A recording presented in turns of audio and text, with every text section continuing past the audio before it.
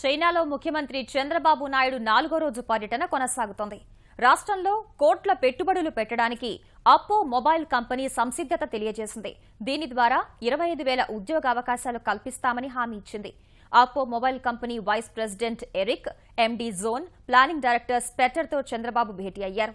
భారత్లో హార్డ్వేర్ కు ఎంతో డిమాండ్ ఉందని, పాలనలో ఐటీ పరిజ్ఞానాన్ని ఉపయోగించుకోవడంలో తాము ముందున్నామని చెప్పారు.